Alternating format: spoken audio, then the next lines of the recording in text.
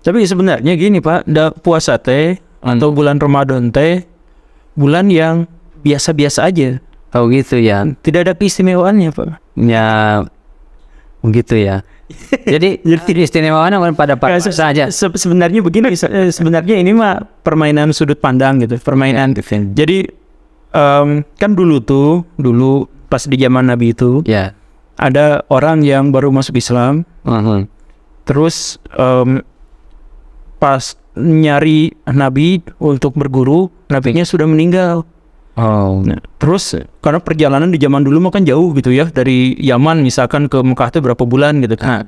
Dapat kabar masuk Islam, pas datang Nabinya udah nggak ada, udah meninggal. Jadi beliau teh nanya, ya yang ala kadarnya lah buat saya gitu untuk bisa berislam bagaimana. Dia nanya kepada para sahabat. Nah, para sahabat itu ditanya dengan 3 pertanyaan.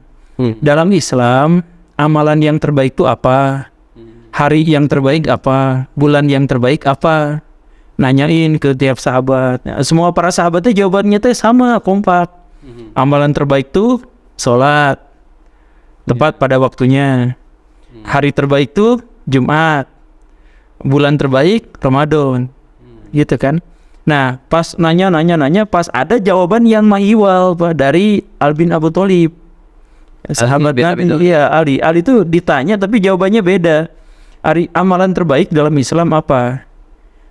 Kalau kata Abu Bakar mah sholat, benar ya? Oh enggak, amalan terbaik itu bukan sholat. Amalan terbaik itu adalah amalan yang diterima. Oh iya ya, iya benar ya.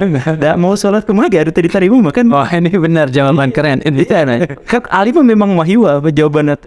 Karena perspektifnya lain. Ya. Kaitannya dengan kan kemana Ali? Nah, hari terbaik hari Jumat bukan? Oh bukan. Hari terbaik itu adalah hari di mana kita meninggal dalam keadaan husnul khotimah. Jadi sesudah itu nggak ada dosa lagi buat kita kan? Kita happy-nya happy ending. Iya.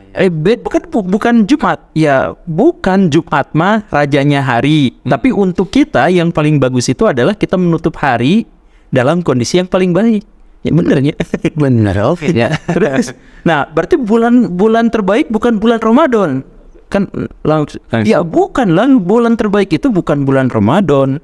Bulan itu banyak fasilitas, banyak keistimewaan dari Allah, tapi bukan yang terbaik. Bulan yang terbaik itu adalah bulan di mana kita paling banyak pahalanya, paling banyak kebaikannya, paling sedikit dosanya, paling sedikit kesalahannya. Di antara sekian bulan, nah cari bulan di mana kita melakukan dosa paling sedikit dan melakukan amalan paling banyak. Oh iya ya. Nah, Dan itu bisa setiap bulan kita. dan itu bisa setiap bulan. Nah, jadi maksudnya sebenarnya Ali itu bukan berbeda pendapat, bentrok gitu. Cuman dalam perspektif yang lain. Jadi kalau perspektif sahabat itu yang lain benar, tapi perspektifnya itu adalah yang formal, sedangkan Ali itu yang individual. Untuk kita tuh bulan terbaik itu bukan bulan Ramadan. Jadi jangan ditunggu-tunggu bulan Ramadan. Yang ditunggu itu adalah yang dicari, kita harus ciptakan sendiri bulan terbaik, yaitu kita melakukan amalan yang paling baik sampai kita melakukan dosa yang paling sedikit. Jadi seandainya pada waktu itu kita meninggal dalam kondisi husnul khotimah dan amalannya diterima. Luar biasa ini. Itu Pelajaran. Ali bukan. Tapi dari Ali, Iya. yang menyampaikannya. Karena saya juga terus terang baru mendapatkan referensi dari Ali ini karena selama ini menerima informasi bahwa bulan Ramadan itu adalah bulan terbaik, sehingga memang kalau dipikir-pikir ya jadi mengkerucut bahwa buat baiknya harus di bulan Ramadan. Sebenarnya kan kalau misal ya bulan Ramadan dianggap sebagai bulan terbaik, bahwa karena setan-setan dibelenggu. Kan setan dibelenggu tuh sama kita yang sedang saum kan. Jadi kalau nggak saum atau tidak memanfaatkan bulan ini dengan baik ya kan malah jadi zolim. Ya. Jadi apa nih apa sarannya buat kita menghadapi bulan Ramadan menurut Pak Guru Gembong nih, supaya kita tidak lagi menjadi formalistik begitu ya kita menghadapi Ramadan? Iya. Jadi setahu saya bulan Ramadan di Indonesia itu justru mengingkari, justru mengkhianati nilai-nilai bulan Ramadan itu sendiri.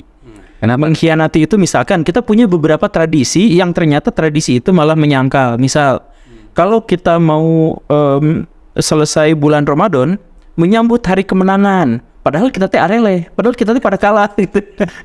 Ya, kenapa misalkan menyambut menyambut Syawal gitu ya, bulan Lebaran gitu ya. Itu di Indonesia itu sampai ada data inflasi itu naik per tahunnya sekitar 5%, dan di antara 5% itu yang paling menyumbang inflasi terbesar itu adalah bulan puasa dan Lebaran. Jadi perputaran uang di waktu itu justru jauh lebih besar. Gimana ceritanya pas bulan Ramadan kita seharusnya menahan diri, tapi angka statistik menyebut kita konsumsinya justru naik 5%. Nah, karena apa? Karena pas kita emang nggak makan siangnya gitu, tapi kita nabung balas dendam. Jadi dari siang-siang nyari tajil, dikumpulkan sing loba gitu ya. Nanti pas masuk berbuka malah nggak habis kekenyangan gitu kan. Oke. Itu banyak kejadian seperti itu. Nah itu kalau menurut Pak Guru Gembul itu kan berulang-ulang terjadi ya. Bahkan ada orang yang mengatakan bahwa ini memang bulan Ramadan itu diberkahi sehingga ya pantaslah duit banyak di bulan Ramadan. Tapi ini sebetulnya ada terjadi kontradiktif ya. Iya. Kalau inflasi terjadi di bulan Ramadan. Itu budaya kita. Jadi budayanya memang budaya kita. Jadi hampir semua budaya itu biasanya menyalahi atau bertentangan dengan nilai-nilai religi biasanya. Nah, atau misalkan sekarang itu salah satu perputaran uang yang beredar di masyarakat yang tadi naik sampai 5% itu perputaran uang haram. Yang naiknya itu. Di antaranya apa? Di antaranya ada preman-preman minta ke yang punya toko minta THR itu kan sebenarnya uang haram. Itu ada yang seperti itu, kelompok pemuda, yang enggak semua kelompok pemuda, enggak semua, tapi ada kan yang seperti itu. Iya, ada banyak yang seperti itu. Kemudian ada orang-orang dari kampung, biasanya mereka bertani, mereka bekerja, mereka cukup dengan itu pas bulan Ramadan memanfaatkan momentum datang ke kota untuk mengemis. Banyak kan yang kasus-kasus yang seperti itu gitu. Atau misalkan ada orang-orang yang sengaja cari toko buka di siang hari buat diperas. Nanti kalau enggak digerebek. Ya kan ada yang seperti itu. Nah, kejadian-kejadian seperti itu khas di bulan Ramadan. Makanya ini perputaran uang yang sampai 5% itu banyak diantaranya yang adalah uang haram itu. Makanya harus kita bersihkan. Makanya bulan Ramadan itu pure sepenuhnya adalah perbuatan, adalah amalan yang kita gak bisa takar, kita gak bisa ukur gitu. Jadi kalau misalkan sholat, kita bisa takar, bisa ukur. Misalkan apakah kita tumaninah atau tidak, bacanya benar atau enggak gitu kan. Dan hal yang semacam itu. Nah kalau puasa, itu susah kita untuk nakar. Sebab ada perempuan lewat dan itu menaikkan misalkan rasa ketertarikan kita kan nggak tahu itu tuh batal atau enggak gitu.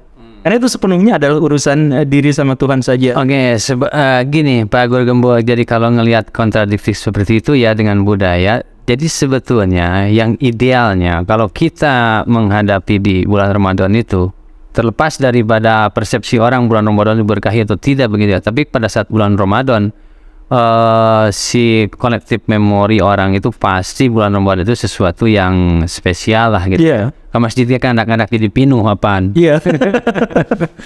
Nah artinya sebetulnya ya kita harus diedukasi kan. Nih dia nanti kumaha sih sebetulnya. Kan kadung kita juga ada hadis-hadis juga kan yang mengatakannya.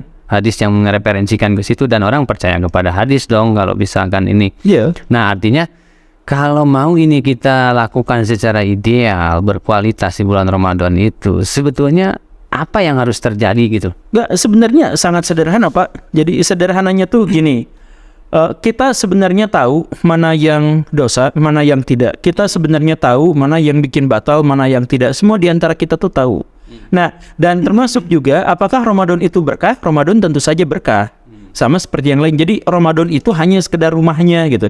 Kayak kalau bangunan suci mah masjidnya gitu. Nah, apakah masjid itu berkah? Berkah. Apakah seseorang bisa melakukan kemaksiatan di masjid?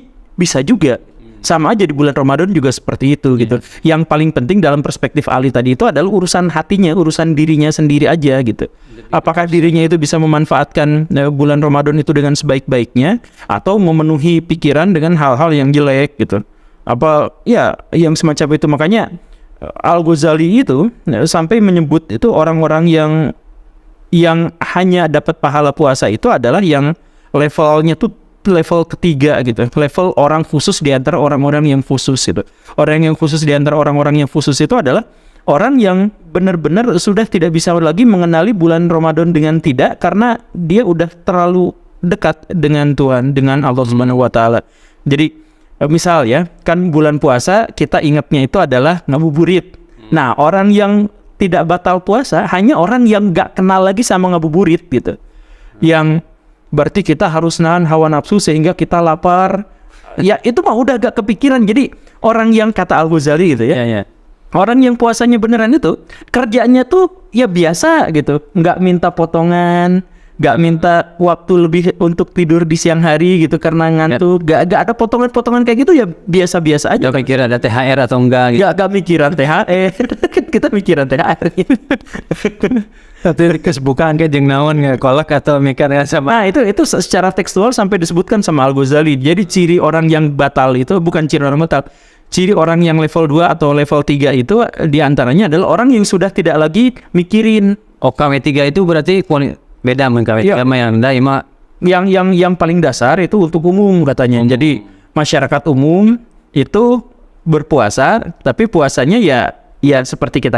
Ya. Nah, puasa yang level 2 sama level 3 itu udah puasa hati gitu. Jadi hatinya udah gak mikirin sama sekali sama yang seperti itu. Nah, level itu ya level 1, level 2, dan yang 3 itu sudah spiritualitas tinggi lah. Iya, makanya kalau misal mau, sebenarnya amalan yang paling harus diutamakan di bulan Ramadan itu adalah amalan hati gitu. Amalan jadi kalau sholat seperti biasa kita juga sholat, tapi di bulan Ramadan ini ada satu momentum di mana kita tuh dilatih untuk bersabar pas kita lagi kelaparan. Kan hari bersabar pas lapar mana ada hese Pak. Lebih susah. Nah itu berarti ada momentum. Jadi di situ kita latihan spiritual, latihan batin kita agar kita bisa bertahan lebih baik dari caci maki, dari ejekan misalkan. Latihan supaya kita menjadi lebih empati. Nah, kita coba bulan puasa kebayang Pak. Waktu kita sekarang lagi nahan lapar, tapi kita tuh tahu dalam tanda kutip bahwa nanti buka kita mau makan apa gitu. Padahal di Indonesia tuh ada 17 juta orang yang kelaparan. Itu data BPS. Jadi 17 juta orang yang kelaparan tuh mau bulan Ramadan mau enggak mereka lapar.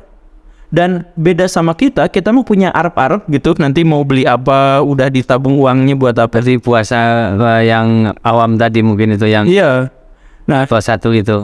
Jadi ada kemungkinan yang diterima justru adalah orang-orang yang tadi itu, yang 17 juta orang itu, yang ikhlas, yang pasrah dalam kondisi mereka terus-terusan kelaparan.